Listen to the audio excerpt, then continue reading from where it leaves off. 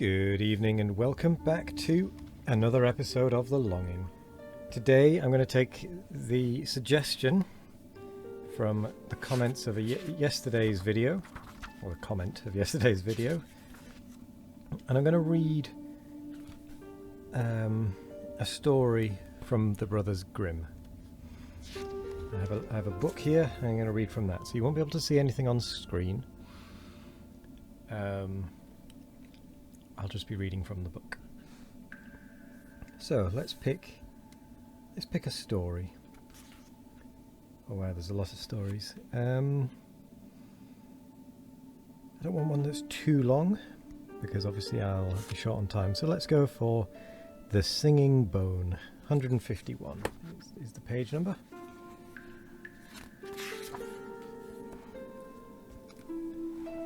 The Singing Bone.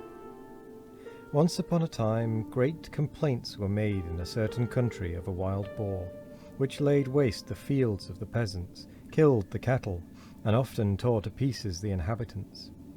The king promised a great reward to whomever should free the land of this plague, but the beast was so big and strong that no one durst venture in the neighbourhood of the forest where it raged. At last the king allowed it to be proclaimed that whoever should take or kill the wild boar should have his only daughter in marriage. Now there lived in this country two brothers, the sons of a poor man, and they each wished to undertake the adventure. The elder, who was bold and brave, out of pride; the younger, who was innocent and ignorant from a good heart.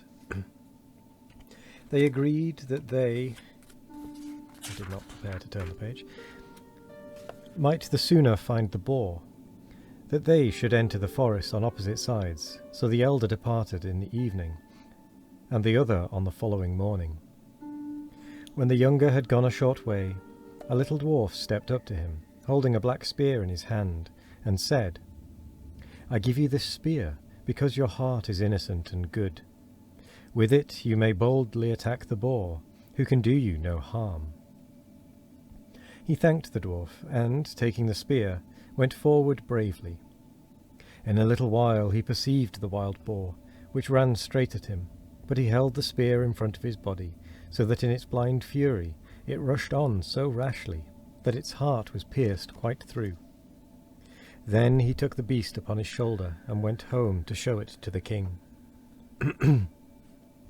However, just as he came out on the other side of the forest, there stood on the outskirts a house, where the people were making merry, dancing and drinking. His elder brother was amongst them, exciting his courage by wine, and never thinking at all that the boar might be killed by any other than himself. As soon, therefore, as he saw his younger brother coming out of the forest, laden with his booty, his envious and ill-natured heart had no rest. Still he called to him, "Come in here, my dear brother, and rest, and strengthen yourself with a cup of wine." The younger brother, suspecting no evil, went in and related his story of the good little dwarf, who had given him the spear wherewith he had killed the boar. The elder brother detained him till evening, and then they went away together. But when they came in the darkness to a bridge over a stream, the elder, letting his brother pass on before, till he came to the middle of the bridge, gave him a blow which felled him dead. Then he buried him in the sand below the bridge, and, taking the boar, brought it to the king, representing that he had killed it, and so received in marriage the princess. He declared, moreover, that the boar had torn in pieces the body of his younger brother, and, as he did not come back, every one believed the tale to be true. But, since nothing is hidden from God's sight, so also this black deed at last came to light. Many years after, as a peasant was driving his herd across the brook, he saw lying in the sand below a snow-white bone, which he thought would make a good mouthpiece. So he stepped down, took it up, and fashioned it into a mouthpiece for his horn. But as soon as he blew through it for the first time, to the great astonishment of the herdsman, the bone began to sing of itself. My brother slew me and buried my bones under the sand and under the stones. I killed the boar as he came from his lair, but he won the prize of the lady fair." "What a wonderful little bone!" exclaimed the herdsman. "It sings of itself. I must take it to the king." As soon as he came before the king, it began again to repeat its song, and the king understood it perfectly. So he caused the earth below the bridge to be dug up, and there all the bones of the younger brother came to light. The wicked brother could not deny the deed, and, for his punishment, he was sewed up in a sack and drowned, and the bones of the other brother were placed in a splendid tomb in the churchyard. Well, that had a bit of a grim fate, shall we say. So, let's pick another little story. Again, only a short one. Let's go with Fir Apple, page 286.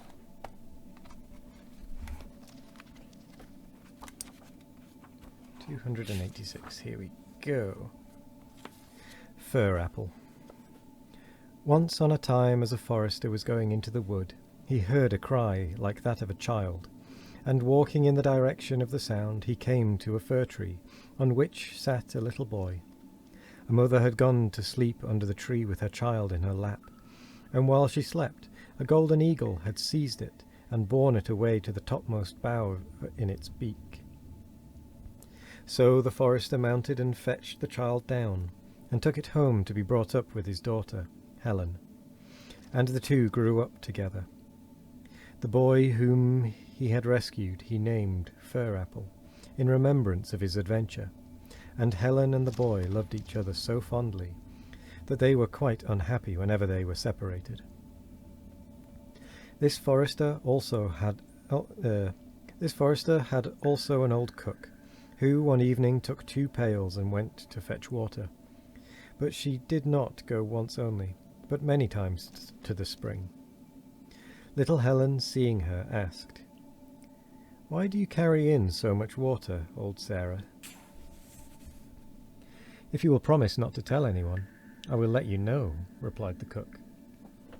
Little Helen promised not to tell, and the cook said, "Early in the morning, when the forester is away to the chase, I shall heat the water, and when it boils I shall throw in Fir Apple and stew him." The next day the forester arose with the sun and went out, while the children were still in bed. Then Helen said to Fir Apple, "Forsake me not, and so I will never leave you." And he replied, "Now and forever I will stay with you." "Do you know," continued Helen, "yesterday the old cook fetched ever so many pails of water, and I asked her why she did so, and she said to me, 'If you do not say anything, I will tell you.' And as I promised not to tell, she said early this morning, 'When father has gone out, she should boil the copper full of water and stew you in it. But let us get up very quickly and escape while there is time.' So saying, they both arose, and dressing themselves very hastily, ran away as quickly as they could. When the water had become boiling hot, the old cook went into the sleeping room to fetch Fir Apple, but lo! As soon as she entered and stepped up to the beds, she perceived that both the children were off, and at the sight she grew very anxious, saying to herself, 'What shall I say if the forester comes home and finds both the children gone? I must send after them and fetch them back.' Thus thinking, she sent after them 3 slaves, bidding them overtake the children as quickly as possible and bring them home. But the children saw the slaves running towards them, and little Helen said, 'Forsake me not, and so I will never leave you.' 'Now and always I will keep by you,' replied Fir Apple. 'Do you then become a rose stock, and I will be the bud upon it,' said Helen. So when the slaves came up, the children were nowhere to be found, and only a rose tree with a single bud thereon to be seen. And the three agreed there was nothing to do, and went home and told the old cook they had seen nothing at all in the world but a rose tree with a single flower upon it. At their tale, the old cook began to scold terribly and said, "You stupid simpletons, you should have cut the rose bush in two, and broken off the flower and brought it home to me. Make haste now and do so." For a second time they had to go out and search, and the children seeing them at a distance, little Helen asked her companion the same question as the first time, and when he gave the same reply, she said, "Do you then become a church, and I will be the crown therein?" When now the three slaves approached, they found nothing but a church and a crown inside. So they said to one another, "What can we do here? Let us go home." As soon as they reached the house, the cook inquired what they had found, and when they had told their tale, she was very angry and told them they ought to have pulled down the church and brought the crown home with them. When she had finished scolding, she set out herself, walking with the three slaves after the children, who espied her coming from a distance. This time little Helen proposed that she should become a pond, and Fir Apple a duck, who should swim about on it, and so they changed into these immediately. When the old woman came up and saw the pond, she lay down by it and began to drink it up, but the duck swam very quickly towards her, and without her knowledge struck his beak into her cap, and drew her into the water, where, after vainly endeavouring to save herself, she sank to the bottom. After this the children returned home together, and were very happy, and if they are not dead, I suppose they are still alive and merry. And with that, 2 stories from the Brothers Grimm. And a little bit of a longer episode. I am going to be a little bit cheeky and just give myself a little bit more leeway, because tomorrow is not the last day. We are going to very quickly rewind time a little bit more, just because I don't want the time to accidentally lapse when I'm not here.